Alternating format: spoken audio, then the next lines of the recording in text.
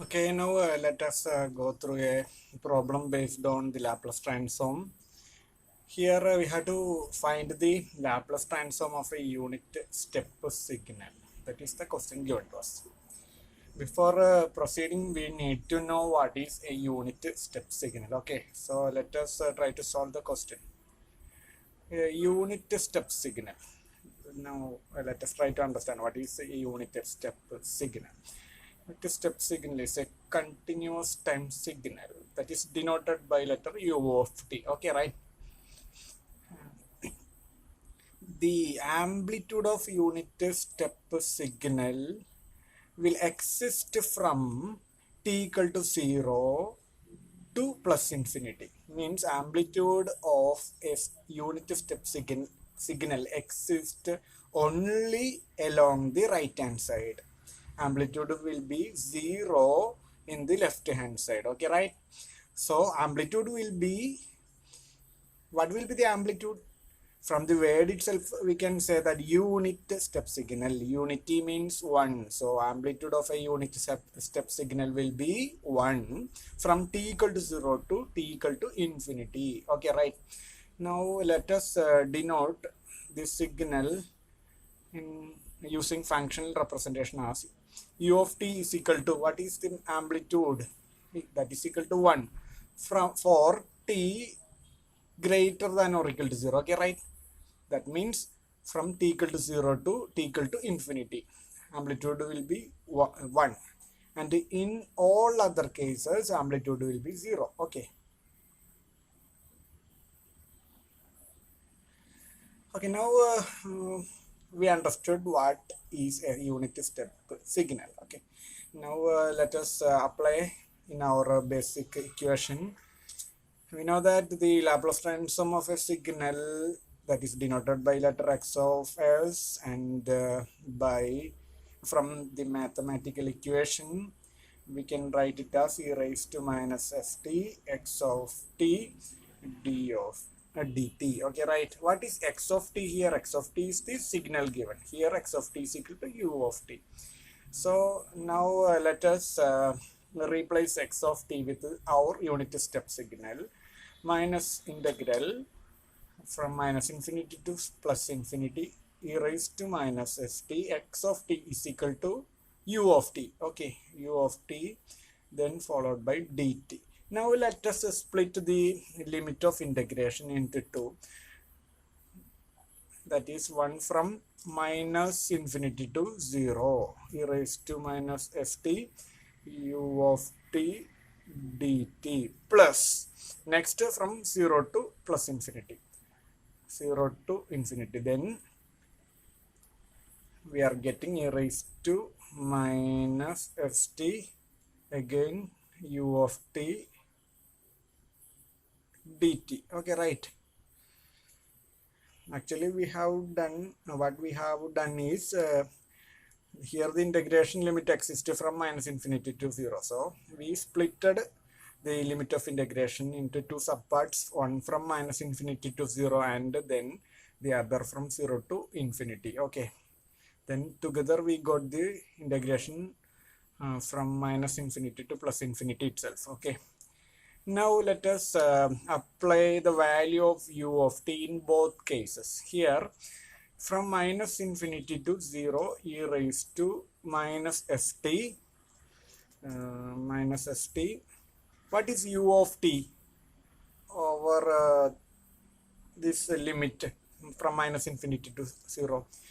We discussed that from minus infinity to 0 the amplitude of u of t is equal to 0, right?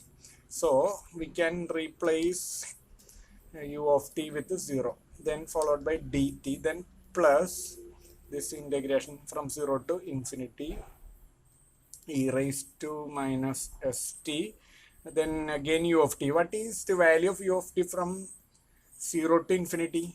We found that from 0 to infinity the value is equal to 1, amplitude is equal to 1. So let us replace u of t with 1 here.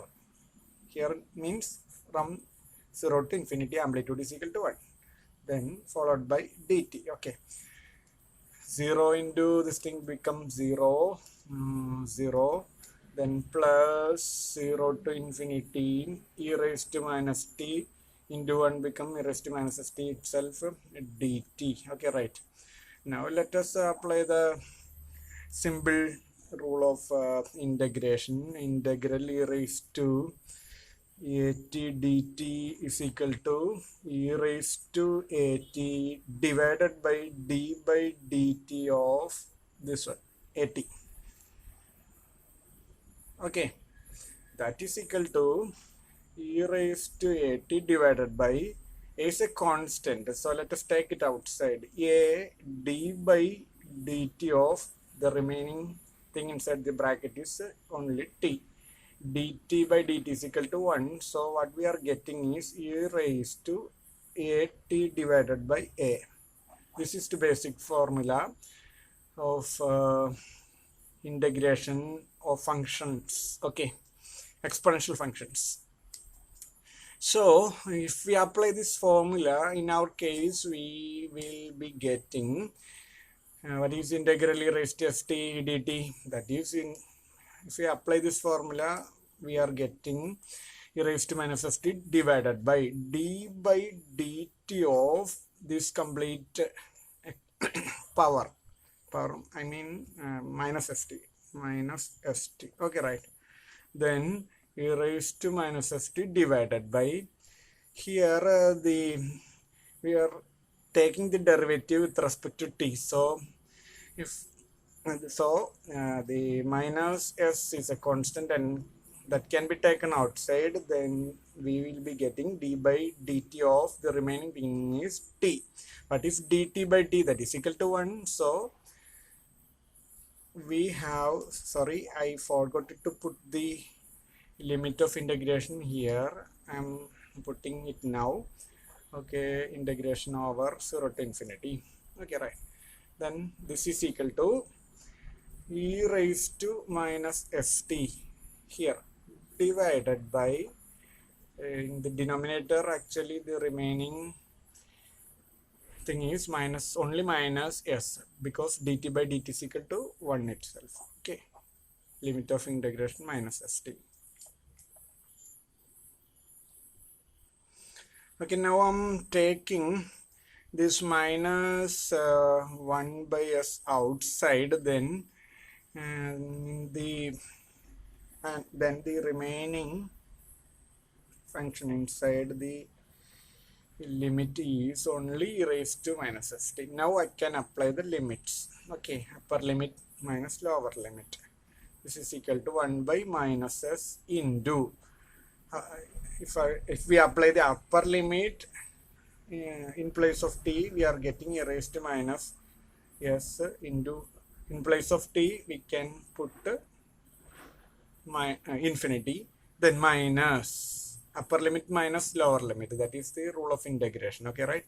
Now I'm putting the lower limit in place of t, minus s into lower limit is 0. Okay, so here we are getting 1 by minus s into e raised to minus infinity. What is the value of e raised to minus infinity? That is equal to 0. Okay, e raised to, again e raised to 0 minus 1 by s into e raised to minus infinity is equal to 0 minus, what is e raised to minus, e raised to 0, that is equal to 1. Now I am getting the answer is equal to 1. 1 by s, because this minus into minus become positive, and then I am getting the answer as 1 by s. So what we are getting is the Laplace transform of our u of t, that is equal to, that is denoted by x of s is equal to 1 by s. Okay, right. Thank you.